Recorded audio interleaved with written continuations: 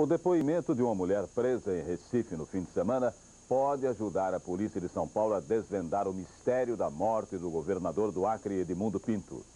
Ela falou à polícia durante 7 horas. Aurosita da Silva, especialidade assalto a hotéis de luxo. No dia 14 de abril, junto com 2 homens, ela invadiu o flat do comediante Ari Toledo, levando joias e dinheiro. Uma das hipóteses da polícia é que a quadrilha de Aurosita teria invadido o apartamento do governador Edmundo Pinto e ele teria sido morto por reagir ao assalto.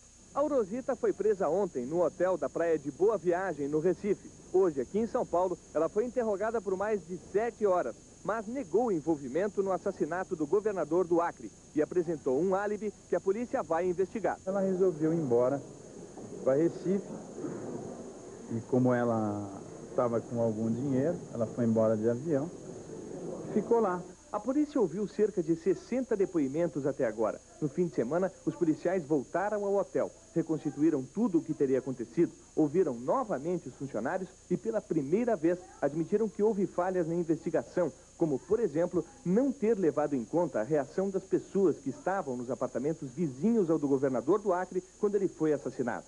Só o americano John Franklin Jones, que estava a 15 metros, ouviu os 2 tiros de revólver que mataram o governador. Agora, a polícia quer outro depoimento dele e de mais 2 vizinhos de quarto. O engenheiro da Odebrecht, Délio Galvão, que ocupava o quarto 702, e o chefe da Casa Civil do Acre, Luiz Carlos Pittman, que estava no 706. Os acreanos que iam voltar para Rio Branco faz a polícia de São Paulo mudar as investigações sobre a morte do governador Edmundo Pinto. E as suspeitas de crime político ganham nova força.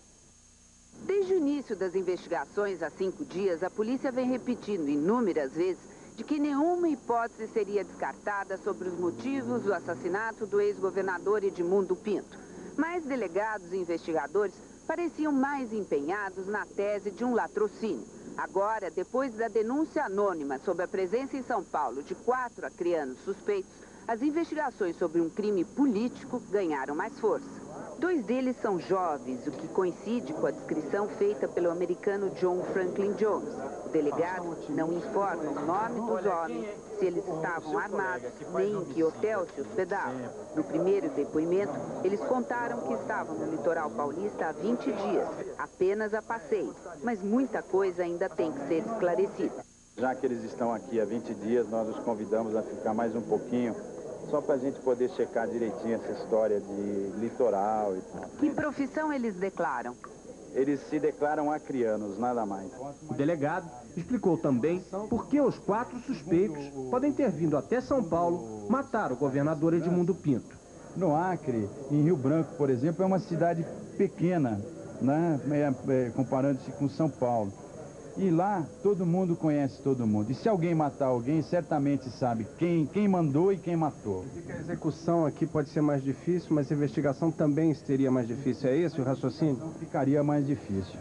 O vice de Edmundo Pinto, Romildo Magalhães, assume oficialmente o governo do estado daqui a pouco, às 9 da noite. Ele já adiantou que só vai fazer mudanças na equipe de governo depois da missa de 7º dia do ex-governador. Mas uma coisa é certa, o ex-homem forte do governo, chefe da Casa Civil Luiz Carlos Pittman, vai ser exonerado. Hoje à tarde, o ex-chefe da Casa Civil convocou esta entrevista para explicar que era confidente e o amigo mais próximo de Edmundo Pinto. Pittman está indignado com os rumores aqui em Rio Branco de que seria ele o autor ou o mandante do crime. É fácil você observar justamente que hoje o que o chefe da Casa Civil é. Eu passei a ser ninguém, mais um somente junto do povo. Com o governador ao meu lado, eu era quem? Eu era o chefe da Casa Civil, exercendo o poder e a confiança do chefe da Casa Civil. Pittman também não gostou quando os jornalistas insistiram em perguntar sobre as obras do governo. Aí ele encerrou a entrevista.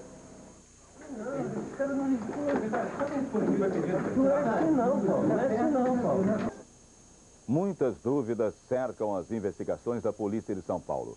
A morte do governador do Acre, Edmundo Pinto, só deverá ser totalmente esclarecida quando forem encontradas as respostas para várias perguntas. Primeira dúvida: Como os assassinos entraram no hotel? Pela escada de incêndio que dá acesso até o 11º andar, onde uma janela foi arrombada? Pela lateral do prédio, usando 2 chaves que desapareceram na véspera do crime? Ou pela entrada principal, como hóspedes, usando documentos falsos? Segunda dúvida. Como os assassinos entraram no quarto do governador? A porta não foi arrombada. O hotel não admite o desaparecimento de nenhuma chave que abra os quartos do 7º andar. A polícia suspeita do uso de uma chave falsa. Terceira dúvida. Por que só o americano, a 15 metros do quarto do governador, ouviu os tiros e os outros hóspedes dos quartos vizinhos não perceberam nada? Quarta dúvida. Por que os assassinos só levaram 600 mil cruzeiros do governador e deixaram para trás outros objetos de valor e uma maleta com mais de 7 milhões de cruzeiros que também estava no quarto? Diante dessas dúvidas, a polícia ainda não conseguiu definir a verdadeira intenção dos assassinos. O fato deles não terem roubado a maleta com dinheiro reforça a hipótese de uma morte encomendada. Mas o governador também pode ter sido morto simplesmente por ter reagido a um assalto. E nesse caso, a maleta pode ter sido esquecida ou nem sequer vista por eles na pressa de fugir. Além disso, matadores profissionais nunca dão só 2 tiros em suas vítimas e costumam utilizar armas mais sofisticadas do que um revólver calibre 38. Em compensação, o governador do Acre foi morto às vésperas de um depoimento em que poderia comprometer várias pessoas. Uma coincidência que a polícia considera no mínimo muito grande e que mantém o caso no mais perfeito clima de mistério. A partir de agora, a divisão de homicídios começa a admitir que a morte do governador pode ter sido mesmo um crime político. Só o que os policiais não dizem é quem são esses homens e que tipo de contato ou vínculo político eles tinham com Edmundo Pinto. Daqui a pouco tem mais notícias sobre as denúncias que o irmão caçula do presidente fez através da revista Veja. Um congresso reúne em São Paulo especialistas de vários países para analisar a evolução da cólera no continente americano. E para encerrar a semana, surgiram hoje mais 2 declarações que não combinam. O delegado da Homicídios diz que o governador Fleury tem dados para afirmar que o crime foi político, mas o governador diz que tem apenas uma intuição. Esse crime começa a ficar famoso pelas múltiplas contradições e desmentidos que tem apresentado. Hoje, praticamente todos os jornais publicaram reportagens nas quais o delegado Jorge Miguel, o diretor do Departamento de Homicídios, teria dito que já sabia quem eram os 4 principais suspeitos. Só que hoje, o mesmo delegado disse que era tudo mentira, só não soube explicar a quem interessa esse tipo de informação. A opinião pública brasileira exige a elucidação desse caso. Crime político ou latrocínio?